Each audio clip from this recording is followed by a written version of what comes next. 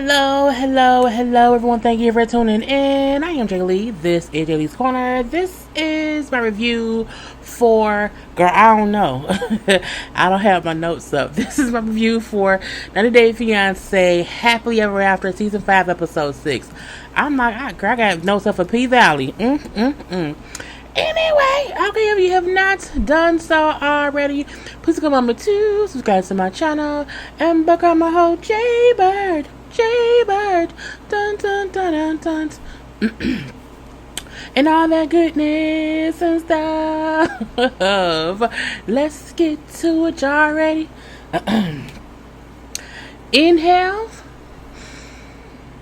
and exhale. Inhale and exhale. And remember, relax, relate, release, and center yourself, because there's a lot going on and we got to make sure we all remember to breathe. Okay, a lot going on in the world today. Okay, you already know to like this video, comment in the comment section, share it on your social media by hitting that little share button. You can also follow me on IG and on Twitter at J_Lees_Corner, and all that information and links to everything and other information is down in the description box. Okay, let's get to these people.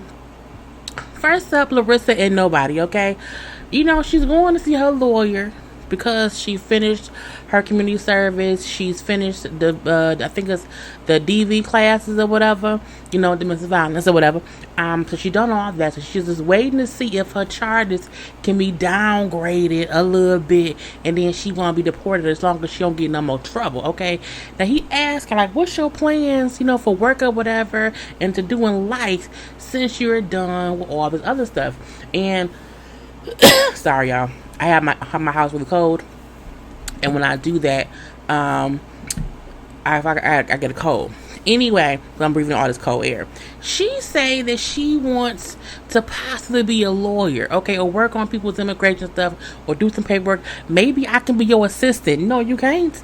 Not up in this law office. Like, oh yeah, give me a call. We'll talk about that later. No, I don't think that's gonna happen or whatever. I'm like, you know, we can't do that. Now she then tells him how she got back with Eric, and he says, oh, okay. Now he filed the paperwork for her to put a restraining order, or no, the police report, the police report that she filed on him. He told her, like, him saying, you can't be getting involved in no foolishness, because if you get another case, you will be deported. Okay, so for her to tell him, oh, I'm back with Eric, he's like, oh, okay, well, as long as nothing else happens, you don't get in any more trouble, it's fine. But if you get in more trouble, like, he won't get in trouble, you will. You will be deported. They will come get your ass and send you back to where you from, okay?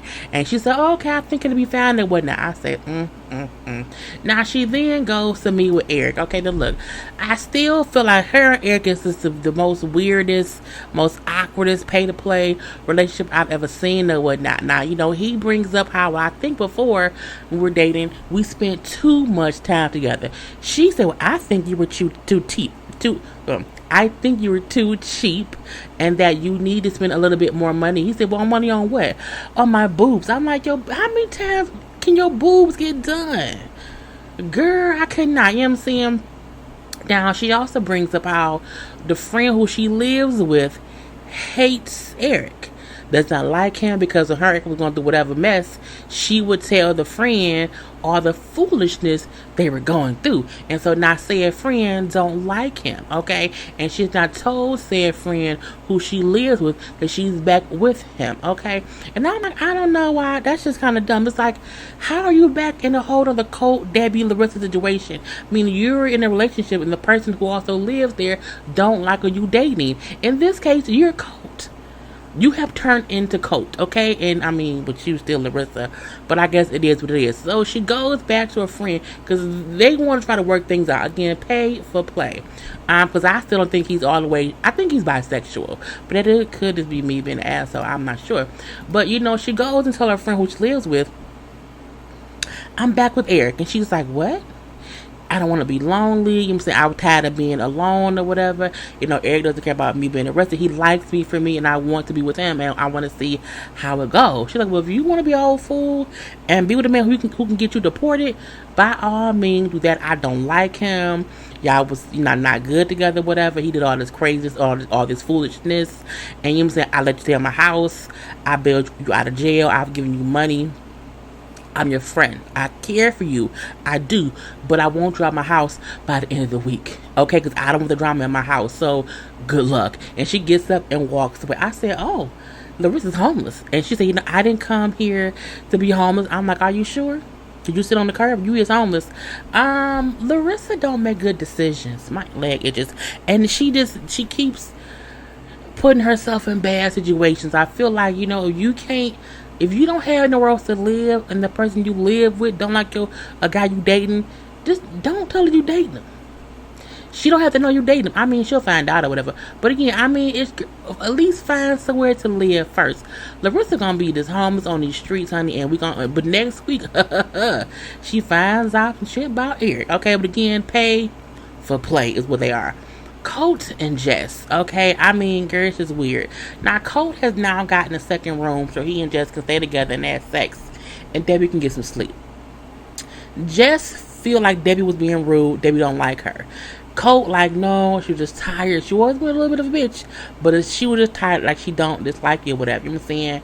Because she was supposed to slam in doors. She kicked him out the room to get some rest.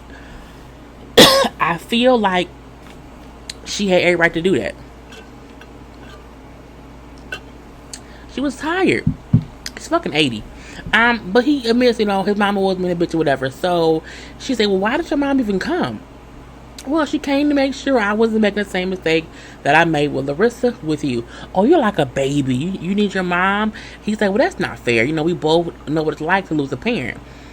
Her mom passed away from cancer. His father passed away from a heart attack. So again, he like, my mom was all I have. Like, she needs me. So she's going to be around or whatever, you know what I'm saying? And, I just would not want to just desert her. So yeah, she's going to be around. Okay, I that's fine. Okay. Tomorrow would be a better day. She'll get some rest and we'll have fun and get drunk and party. Let's all get wasted. Jess just want a coat. And I'm like, I guess Colt just seems aggravating. It's not even how he looks and how he's shaped, because every shape deserves love. But Colt just seems aggravating. And Debbie seems like she's also aggravating. So I can't date two aggravating people, because dating Colt will include his mom. True tea, okay? Now anyway, we then see Colt is back at the hotel talking to Debbie, who was happy that, because she got some rest. I got some rest. I'm sorry. I was a whole asshole yesterday. I was just tired. My bad, okay? But I'm happy that you and Jess got a hold of the room, so I didn't have to hear y'all have sex. He then says, well, I'm happy too, because Jess is loud during sex. I say, why? Who tells their mama that? No one mamas needs to know how loud the other person is. That's just disgusting. Anyway, he brings up how Jess thinks you don't like her. He's like, well, no, it's just, y'all moving so fast. You barely know her. Y'all are already discussing kids.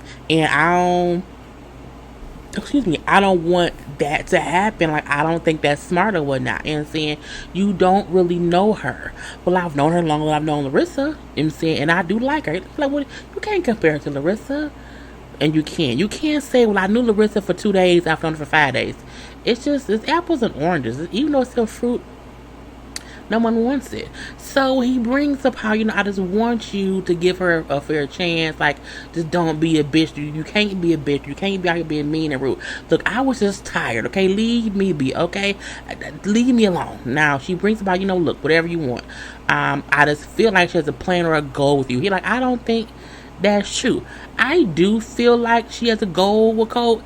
Even if she really wants him, she still has a point of being with him. But that's like any relationship, truthfully, honestly, truly.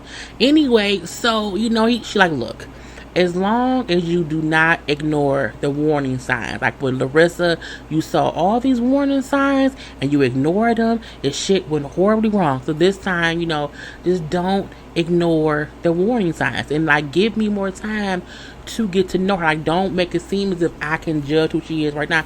I've only been around her for less than a day. Like, I don't know yet. Like, give me some time. So Debbie goes out on the beach. They on the beach, okay? And they have a whole conversation about, them two. Now, Jess again feel like, you don't like me. I'm saying, but she's like, no, I don't dislike you, and I'm sorry about last night. I was just tired or whatever, and saying, so we're gonna leave that be. Now, as they sit there chit chat and talking, they keep bumping heads, mainly because Debbie asking a lot of questions, and Jess feels as if she's been interrogated. I'm like, my thing is to get to know someone, you do have to ask them questions. And Debbie would just ask, like, do you want to stay in Brazil? Do you want to be in America? Your visa expires. What is your plan? Like, those are regular questions somebody mama is going to ask you. That's not an interrogation. It's like, those are things that she just wants to know and has a right to know a little bit. But I mean, Coate's grown too. So girl's bullshit, if you ask me. So, she brings up how last time Coate had to choose or felt like he had to choose between me and Larissa. I don't want him to have to do that. I don't want it to come to that point with you, because if he has to choose, you may lose or I may lose, and I don't want either of us to lose him. So what I'm saying, we should just get to know one another, and then get along. I mean, Debbie trying this time. She trying more than she tried with Larissa, but I mean, how far will it go? Who knows? Andre and Elizabeth, y'all know I don't like either one of them, right? Not either one. They drive around looking at wedding venues, okay, because they're getting married again, and they got the kid in the car with his daddy, and she keeps saying, like, it's like the car door, because they're leaving them in the car while they go look at the venue. Andre, like, you get on my nerve, you been I'm like, why is it aggravating that she wants to just lock the car doors? I mean, what if somebody robs the car and her baby get kidnapped? I mean, it's a common thing that could possibly happen. So they get to this first place that's like in the strip mall, and the location like is a casino at night, and it does look cheap. Okay, it does. Okay, it looks more like a restaurant. You would go. It was like a buffet type thing, just awkward. Okay, and then she doesn't like it. She's like, I think it looks tacky, and she's not happy that they can't see or taste any food. They just have photos of the food. I'm like, who wants to? I don't know if that shit is good. How do I know if these are even your photos of your food? You can catfish me. You can food fish me, okay? Don't food fish me. I digress, okay? So, she's like, I don't know. My family's like really funny acting about food or whatever. And I want to be sure that like there's food on the menu that they will actually like. Because this is all like Moldovan food or whatever. And it's like, they may not like it. He's like, when nobody cares, they can go around the corner and get some McDonald's. I'm like, bitch, what? First of all, at a wedding, the food is supposed to be for the guests. You want your guests to like the food, all of the guests. If you're in a different country, you still should have some options for people who are coming from somewhere else. I mean, that's just kind of fair, because again, she's American, you're Moldova, whatever. Like, it should be a blend of the two. And so, he being an asshole, but I digress, okay? But it's like, my family, has to eat too. Boom. They leave or whatever, and she's frustrated. He's frustrated. And in the confessional conversation, he keeps cutting her off. And then, stop cutting me off. Don't talk. Don't shut up. Don't finish your thought. I'm like, why? What? To tell your wife to shut up. I'm like, look, I don't like him, but I also don't like her, because she allows him to treat her and talk to her that way, so that he thinks it's okay, because she allows it. She walks away because she's pissed, because he's just annoying me, and I want to punch him in the face. Well, you're not going to do it at all or whatever. Now he goes after her, like, I'm saying, stop being a brat. I'm like, I just want someone to punch him in the stomach, okay? So, but she lets him off the hook. They get back in the car, and ain't no big deal. And now it is what it is or whatever. They go to the second place, and she loves it. It did look better. It was bigger. It was fancier, if you ask me. And they're able to taste food there. They had like cooked it and everything. The food looked like lunch meat. I just didn't think any of it looked cooked. That was weird. Anyway, she like, well, the food looks weird, but it tastes really good. But they also have like chicken and like different breads and different potatoes, so the family can at least eat that stuff. Again, the menu has a bit of both, so that her family won't feel like all I got on here is falafel. I don't want falafel. I don't know what falafel is, but I heard the word before, so I digress. Anyway, we then see, her and him at the park with his parents walking around, taking photos, spending time together. Okay, and the parents are like asking questions about, why do you think your family would feel once they get here? And she says, well, I don't know. My family's a bit bougie, so I don't know how they will react to some of the oldness of the town, okay? And the way, he explained it to the parents, like, she doesn't know. Her parents are they're kind of bougie. They're American and like new things. And the mama and or the daddy like, we are a great country here. Like, we're good. We have good people. Like, things are like older, but I think we're so great here. I'm like, I don't think her family gonna come and say, y'all, this is some bullshit. Who wants to be? I don't think they're gonna do that. But I do think if they want like a microwave and all y'all have is like sticks and fire, I don't know. But I don't see her family being like rude to how the country is. Andre is rude and an asshole and a brute. He is that way. I don't feel like they would do that. They might, because white people are Karens sometimes when they don't like stuff. So we will see if her family is Karens. Let's see if she's a family of Karens and Kens, okay? Because they come back and acting like assholes, then they are Karens and Kens. Anyway, so we'll leave that be. The mom then asks, what's the issue, whatever. So she said, well, did you let them know that you told them like late? Did I give them time to prepare to be here? So he translated, I asked them or whatever. They didn't have a lot of time to get here. So her family feels as if I purposely, did not give them time to come here. And I say, well, I think you did. His mom then said, well, I don't think you did that. I'm like, what he did? He told them a month and said, hey, we're going somewhere in a month. When he could have really said, he could have gave them more time, but he planned it really quickly because he did not want them all to come. But I digress. And it's like, why is she defending him when he did do that? Because it's his mama. And I think sometimes mamas are full of shit. Sometimes they not, but sometimes they are. Okay, his mama is at this point because she is acting as if her son is innocent. He ain't nothing of the other sort. We then see she goes to a church with Andre, I think like his brother and the brother's wife, because she's getting baptized. This is my thing. You can't baptize me in a different country, speaking a different language, if no one is there explaining to me what's going on. And she don't speak the language, so she did not know what the man was. He could have been converting her body to the pits of hell, and she would not have known. My thing is, Andre is a complete asshole. I don't want to be where he was baptized at, because it ain't work for him. I don't want to do it, okay? Anyway, and my thing is, I just need to know what is being said. And then they was like, and I know it's a typical tradition for them, but I need to be aware of what you're saying. You cut my hair for what? Poor Kay. They cut like little pieces of her hair. It was just, then she walked around in a circle. I'm like, throw her ass in a circle. That's not nice, JayLee. Lord, I'm sorry. It was just, I don't want anyone putting me in a ceremony where I don't know what's happening. And she did not know what's happening, and he couldn't translate as much because you had to be kind of quiet. And I'm like, girl, this is kind of crazy. But she does it. She then goes to dinner with him, the brother, and the brother's wife, and they're talking to her as if she's broken some kind of law because some cross they gave her, she's not wearing it. Well, she did not know that you're supposed to wear the cross all the time. Again, she don't know. He ain't telling shit, okay? And she's like, it's not my fault that I didn't know. Like, the issue is your fucking communication. Like, that's the issue. And it is. And his brother's wife need to shut the fuck up, okay? Because she keeps talking as if Elizabeth was from there and knows what to do, and Andre advised her what to do, and he isn't. He isn't telling her shit that she don't know. And I'm like, the only part that made sense was the brother's wife saying like Andre needs to be a man and like do things the right way. They also bring up how the man is supposed to work and the woman takes care of the kid.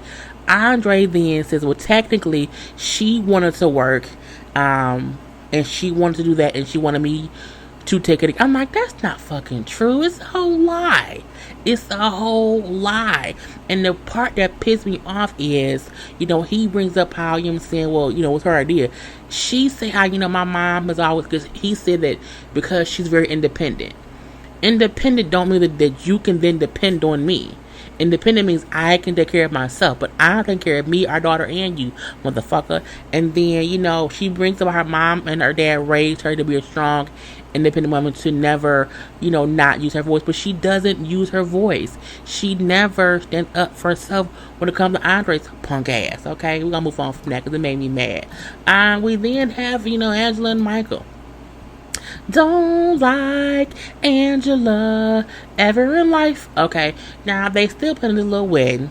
Okay, now she shows him some suits that she bought him in the States, and then said, "Oh, they're really expensive." I don't think they're that expensive. I think she got them from like a little retail shop or whatever. But he gets very excited because he has not worn a suit in 5 years. Okay, I'm like, oh, okay. Now he dances around like a little child. Oh my god, I got some suits. Oh my god, oh Angela, baby, thank you so much. Okay, thank you so much.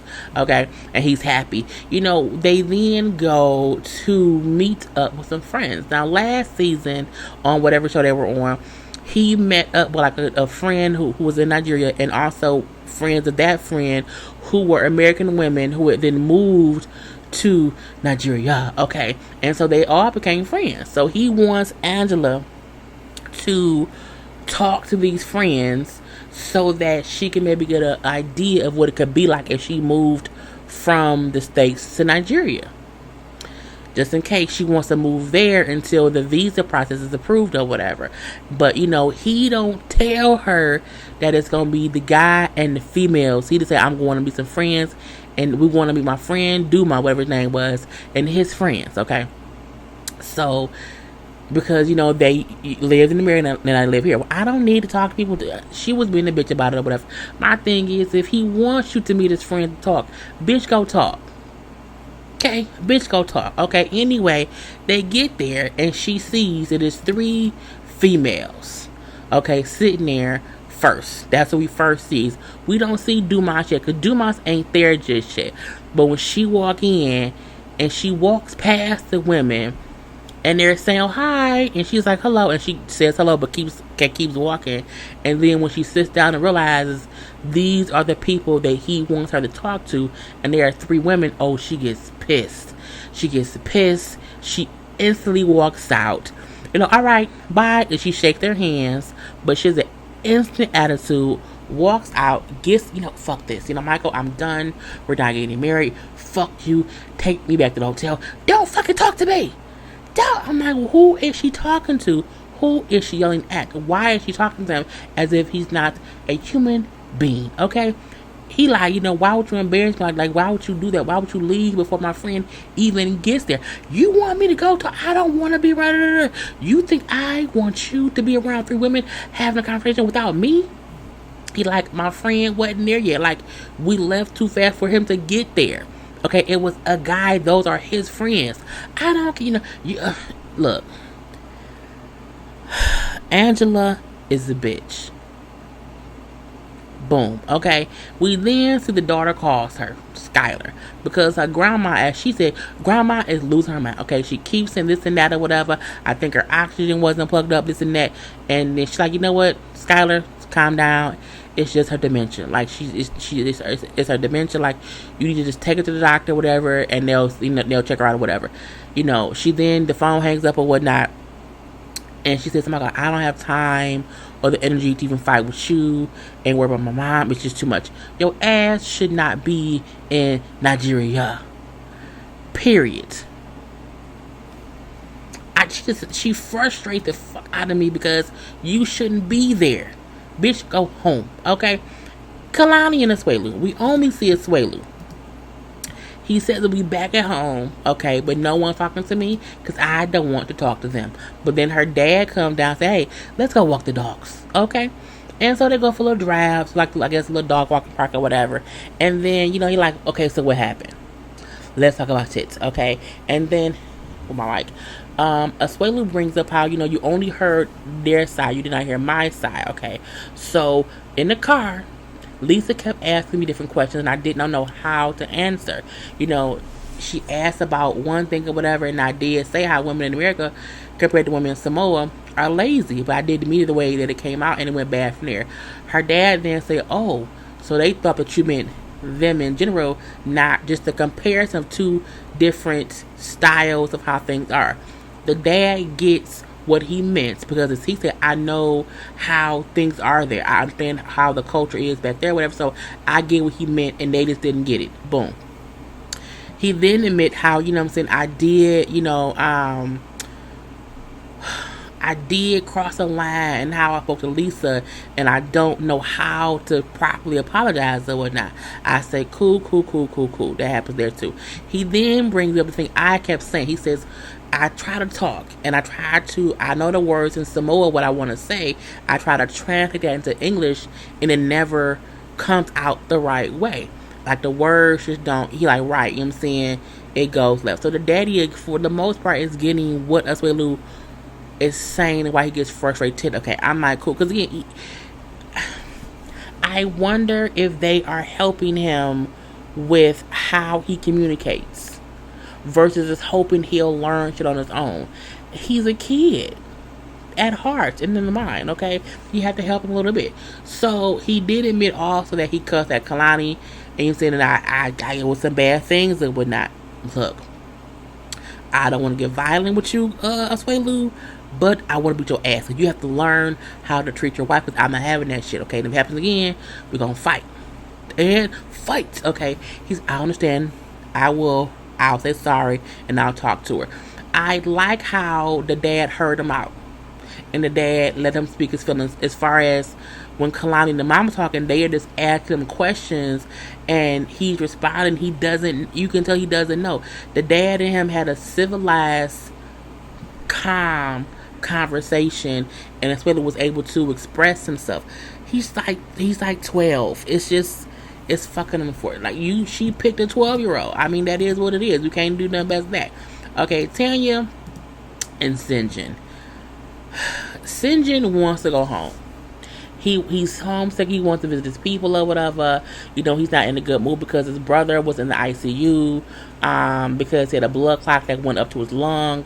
Luckily, they caught it. He's good or whatever. He's able to FaceTime his brother, and he brings up how I don't know what I would do if I lost you. Like, you're my best bud. His brother's only 25. We're like best friends. And he's like, I just don't know what would happen if something happened to you.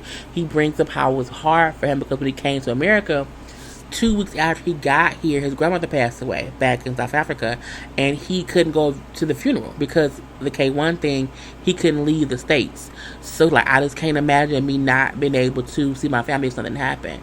So he goes to talk to Tanya or whatever, and he brings up how I kind of want to go visit my family. I miss my family. I miss my brother, and it's hard because I know I have to talk to you about if we can afford it and how things will work, how things will go, how they will work or whatever. And because I just don't know what I would do if I lost my brother. And what I can appreciate, she's like, you know what? If it was my mom or my sister, I would be like, look, I'm going to see them, period. And we'll figure it out. So, I'm saying? Yes, go back home and see them or whatever. He then said, okay, like, are you coming too? And so she gets happy because she didn't think he would want her to come, because the last conversation was him saying, like, I don't know if I want to, do this or whatnot. So I'm happy he asked me to come with him, but I'm also scared because once he get back, I'm worried that he may get back and get comfortable around family or whatever, and then question again, staying in America. And that was really it. So that was the whole episode. And I'm happy I had it all done in under 30 minutes. Okay, so thanks for tuning in. I am Jay Lee. This is JLeesCorner. Peace.